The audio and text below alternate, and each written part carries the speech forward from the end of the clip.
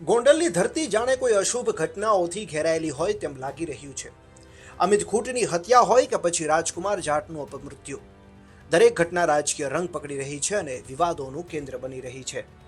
ગઈકાલે રીવડા ખાતે અમિત ખૂંટના પરિવારજનો અને સમર્થકોએ મીડિયા સાથે વાતચીત કરી હતી। તેમણે માંગણી કરી હતી કે ફરાર આરોપીઓને તાત્કાલિક પકડવા માટે એક વિશેષ ટીમની રચના કરવામાં આવે। અમિત ખૂંટના પરિવારે તો ત્યાં સુધી ચીમકી આપી છે કે જો તાત્કાલિક ધરપકડ કરવામાં નહીં આવે અને તેમને ન્યાય નહીં મળે તો તેઓ આત્મવિલોપન કરશે। જુઓ રાજકોટથી મિલન ત્રિવેદીનો રિપોર્ટ। કાળમાં રેબડા ગામની અંદર જેટલા પ્રકારના દૂષણો હતા, જેટલા પ્રકારના જમીનના વહીવટ થતા, લોકોને જે ડરનો માહોલ હતો, આ માહોલ અને એક જે ખેતીવાડી જમીનનો વેપારની વાતમાં જેટલા પ્રશ્ન હતા, આ અન્યાયની સામે ન્યાયની લડત લડનાર એવા આપણા સૌના અમિતભાઈ ખૂંટ। હવે અમિતભાઈ ખૂંટની જે હત્યાનો બનાવ છે એમાં જે પકડવાના બાકી આરોપી અનિરુદ્ધસિંહ જાડેજા, રાજદીપ જાડેજા અને એક્સ નામનો જે વ્યક્તિ પોલીસે નામ ખુલ્યું છે રહીમ મકરાણી, હજી સુધી કોઈ પકડાણા નથી। આના માટે હું ગૃહમંત્રીને અને ગુજરાતના ડીજીને આ પ્રેસના માધ્યમથી કહેવા માંગુ છું કે આ લોકોનું કામકાજ પહેલેથી ક્રિમિનલ લોકો છે, આ એવી રીતે કોઈ દી હાથમાં આવવાના નથી। આના માટે સ્પેશિયલ ટીમની રચના થાય।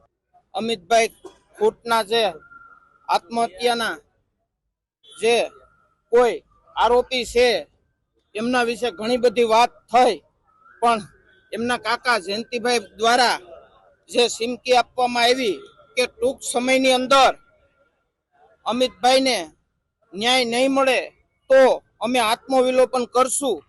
પણ હું અહીંથી એવું કહું છું મીડિયાના માધ્યમથી, આપ બધાના સોશિયલ મીડિયાના માધ્યમથી, કે આ નોબત નહીં આવે અને જ્યાં જરૂર પડશે અહીંયા પાર્ટીના આગેવાન તરીકે તો ઠીક છે, પણ એક સમાજના આગેવાન તરીકે અને તમામ 18 વર્ણના લોકો આજ અહીંયા પ્રેસ કોન્ફરન્સમાં ઉપસ્થિત છે, એમના પરિવારને હૂંફ આપવા માટે આવેલા છે અને તમામ લોકો જે કરવું પડે તે કરવા તૈયાર છે। એટલે એમના પરિવારને આ કઈ નહીં થાય અને મને સંપૂર્ણ વિશ્વાસ છે। બીજી તરફ જિગીશા પટેલ પણ આ મામલે પોતાનો અવાજ ઉઠાવ્યો છે। તેમણે રાજકુમાર જાટ અને અમિત ખૂંટના કેસમાં તાત્કાલિક તપાસ કરી સાચા આરોપીઓને પકડવા માટે પોલીસ તંત્રને અનુરોધ કર્યો છે। આમ ગોંડલનું આ પ્રકરણ હવે એક રાજકીય અખાડો બનતું જઈ રહ્યું છે, જ્યાં પીડિત પરિવારો ન્યાયની રાહ જોઈ રહ્યા છે। અમિત ખૂંટના પરિવારને જે ટાઈમે અમિતભાઈ પ્રક્રિયામાં, કારણ કે અમિતભાઈ ખૂંટ 2 દિવસ ક્યાં હતા, કોની સાથે હતા અને 2 દિવસ પછી જે એરિયાથી ભાગતા હતા, જે પોલીસ તંત્રથી ભાગતા ફરતા હતા અને જે ગામમાં પોલીસ તંત્ર એને શોધતું હતું એ જ ગામની અંદર આવીને એને આત્મહત્યા કરી હોય એવું ગળે ઉતરતું નથી। એટલે મેં પરિવારને પણ જાણ કરી છે કે તમે કાયદાકીય પ્રક્રિયાની ચાલુ કરો, સીબીઆઈ ની માંગણી કરો અથવા તો એસઆઈટી ની માંગણી કરો, તો જ આમાં દૂધનું દૂધ અને પાણીનું પાણી થશે અને તન ધનથી અમે અમિત ખૂંટના પરિવાર સાથે ઉભા છીએ। તમે મળવા જવાનું છે રીબડા રાજકોટ આવ્યા છો તો અમારે હજી કાલ સુધી હું અત્યારે રાજકોટ છું, એના પછી અમે લોકો મળી શકો છો। શું તમારી માંગણી છે આખા પ્રકરણને લઈને? ગોંડલ હોય, રાજકુમાર જાટનો મામલો હોય, ગોંડલની પ્રક્રિયા એવી છે કે બધા જ કહેતા એવા છે એ પ્રમાણે કે જ્યાં ગોંડલની લિમિટ ચાલુ થાય ને ત્યાંથી કાયદાકીય પ્રક્રિયાઓ સ્ટોપ થઈ જાય છે, કાનૂન પતી જાય છે। મારે પોલીસ તંત્રને આપના માધ્યમથી એટલું કહેવું છે કે તમે કોઈ એક જણાની ચાપલુસી કરવા માટે પોલીસ તંત્રમાં નથી। તમે તમારી જે ફરજ છે એ સામાન્ય લોકોને ન્યાય અપાવવા માટેની તમારી ફરજ છે। તમારી વર્દીનું મહત્વ તમે સમજો અને વર્દીનું માન રાખો, નહીં કે તમારા માલિકના ઓર્ડરનું। એટલે રાજકુમાર જાટની ઘટના જે છે, રાજકુમાર જાટની ઘટનામાં એના ફાધર વારે આવીને મીડિયાની સમક્ષ બરાડા પાડીને કહે છે કે મારા દીકરા સાથે શું થયું, કોણે કર્યું, કોની જગ્યામાં થયું, છતાં પણ પોલીસ તંત્ર ત્યાં કોઈ જાતના કાર્યવાહી કરતી નથી। રાજકુમાર જાટની ઘટના આવે તો ક્યાંક ને ક્યાંક બધાને દબાવી દેવામાં આવે છે, પોલીસ તંત્રને પણ દબાવવામાં આવે છે।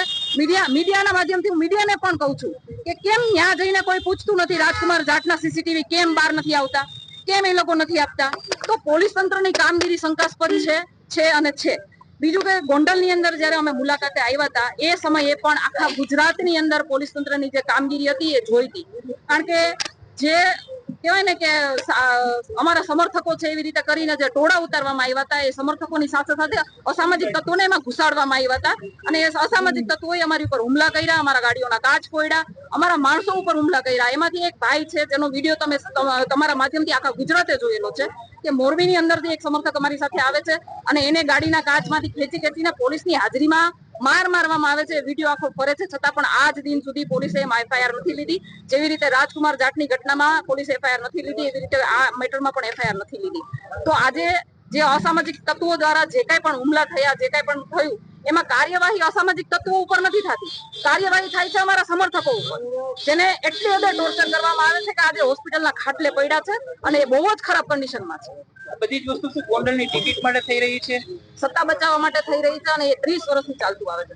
સત્તા બચાવવા માટે આ લોકોએ આની પહેલા ભૂતકાળની અંદર ઘણી બધી હત્યાઓ પણ કરી નાખી છે, બધાને ખબર છે.